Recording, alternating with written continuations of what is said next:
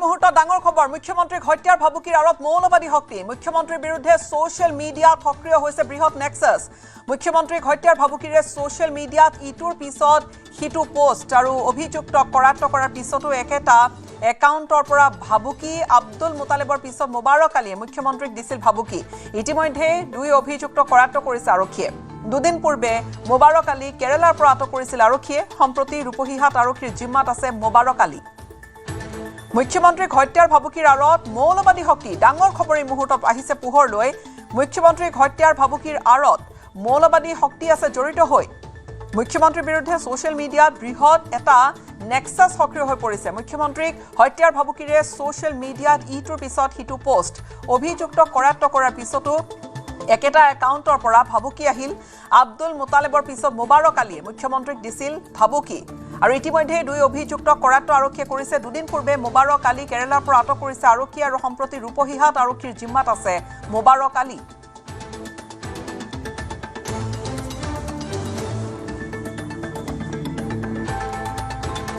ফোনযোগে সংযুক্ত হৈছে ৰূপহীহাটৰ আমাৰ সাংবাদিক মুজামিল হকৰ সৈতে মুজামিল শেহতীয়া আপডেট আপোনাৰ হাতত কি আছে ডাঙৰ খবৰ এই মুহূৰ্তত মুখ্যমন্ত্ৰীক হত্যাৰ ভাবুকিৰ আৰত মৌলবাদী শক্তি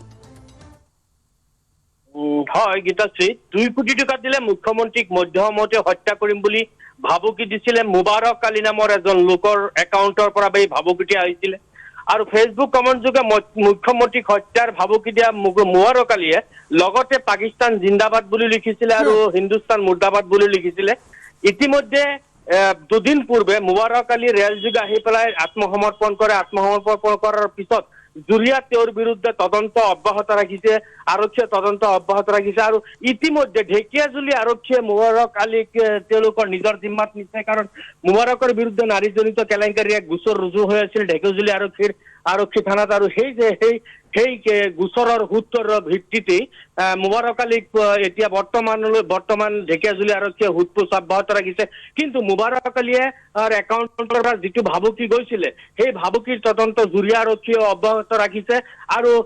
স্থানীয় ৰাজ্য এটা কথা বাৰে বাৰে উল্লেখ কৰিছে যে মোবাৰক আলী অশিক্ষিত তেওঁ লিখা পঢ়া নাজানে তেওঁ কেনেকে এনেকে ভাবুকি দিব পাৰি বুলি বাৰে বাৰে তেওঁলোকে প্ৰশ্ন উত্থাপন কৰিছিল যদিও মোবাৰক আলী অৱশেষত কেৰালাৰ পৰা ট্ৰেইন যোগে আহি পেলাই তেওঁ আত্মসমৰ্পণ কৰে এটা কথা উল্লেখযোগ্য যে মোবাৰক আলীৰ প্ৰায় 9 গৰাকী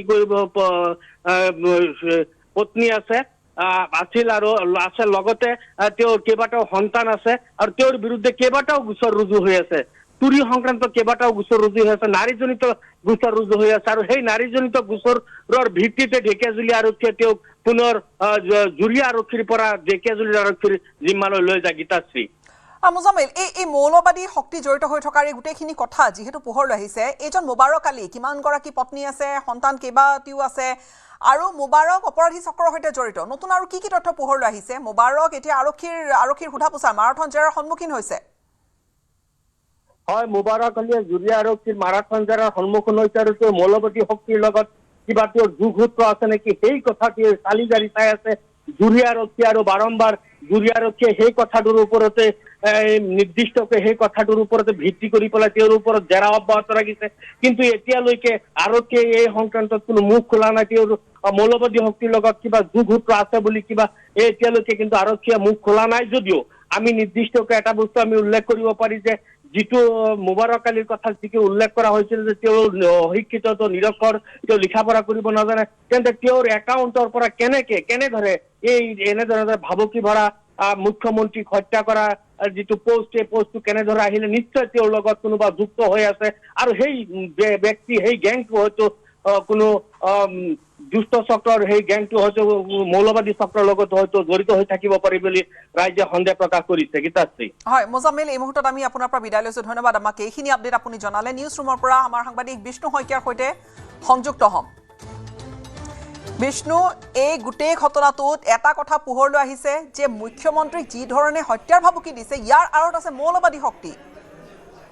চাওক আচলতে মুখ্যমন্ত্ৰীক বিগত 10টা দিনৰ ভিতৰত দুবাৰকৈ মৃত্যুৰ ভাবুকি আহিছে মুখ্যমন্ত্ৰীগৰাকীলৈ 15 আগষ্টৰ দিনা অৰ্থাৎ স্বাধীনতা দিৱসৰ দিনা যেতিয়া মুখ্যমন্ত্ৰীগৰাকীয়ে খানাপাৰাৰ পৰা ৰাজ্যবাসীক সম্বোধন কৰি তেওঁ ভাষণ প্ৰদান কৰি আছিল সেইখিনি সময়তে লাইভত মুখ্যমন্ত্ৰীক হত্যা কৰিব বুলি আব্দুল মুতালেব নামৰ এজন ব্যক্তিয়ে পোষ্ট কৰিছিল আনকি তেওঁ কোটি টকা দিলে তেওঁ মুখ্যমন্ত্ৰীক হত্যা কৰিব বুলি পোষ্ট কৰিছিল আৰু তাৰ মাত্ৰ কেইটামানৰ দিনৰ পিছতে দেখা গ'ল যে নগাঁৱৰ জুৰিয়াৰ গদাইমাৰী নামৰ স্থানৰ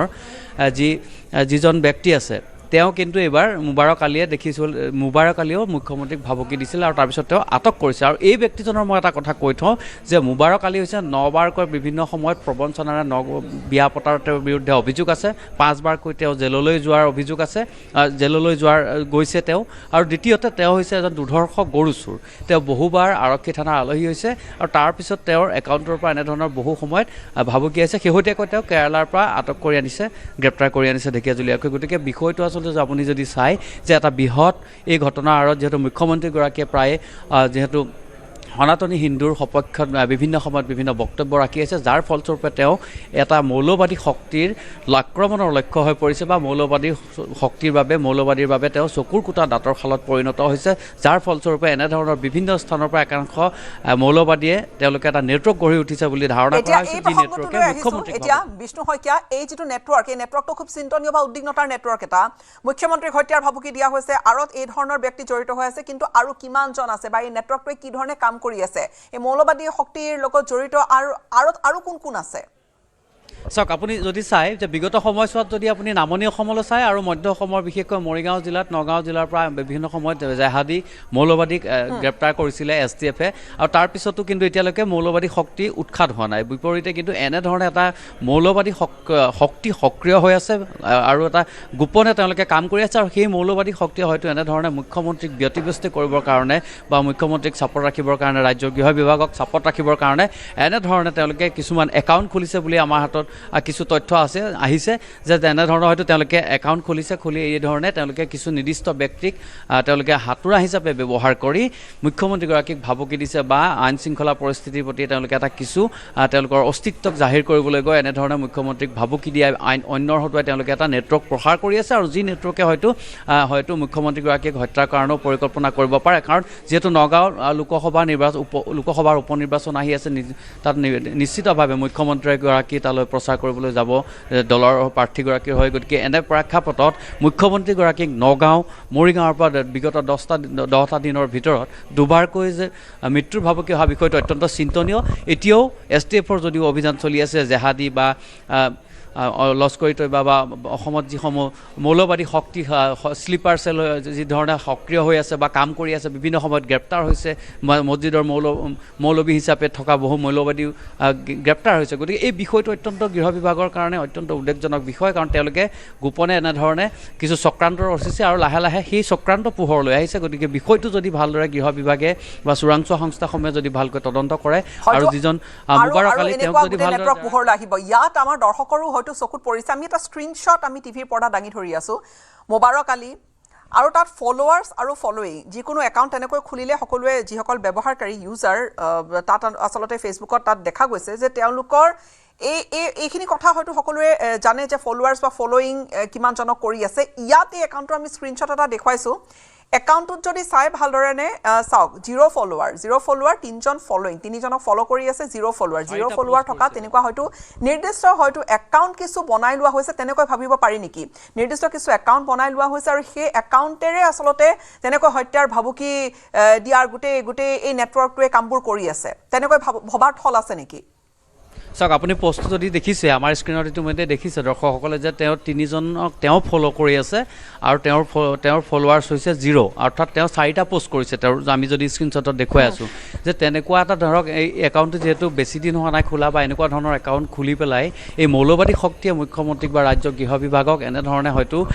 এটা চাপ সৃষ্টি কৰিবৰ কাৰণে বা মৌলবাদী শক্তিৰ যিটো উপস্থিতি আমি দেখিবলৈ পাইছিলোঁ বিগত সময়ছোৱাত বৰপেটাতে হওক বঙাইগাঁৱতে হওক বা নলবাৰীতে হওক মৰিগাঁৱকে ধৰি নগাঁৱৰ বিভিন্ন স্থানত দেখিছিলোঁ সেই শক্তিটো যে আচলতে আছে বা তেওঁলোকে এতিয়াও যে গোপনে কাম কৰি আছে বা তেওঁলোকক প্ৰতিহত কৰিব পৰা নাই সেই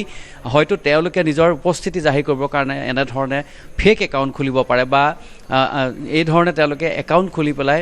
মুখ্যমন্ত্ৰীগৰাকীক ভাবুকি দি হয়তো তেওঁলোকে এটা প্ৰত্যাহ্বান জনাব পাৰে গতিকে এনেধৰণৰ একাউণ্ট আমি ইয়াৰ আগৰ একাউণ্টৰ যদি কথা কওঁ তেনেহ'লে 15 আগষ্টৰ দিনাখন যি ধৰণে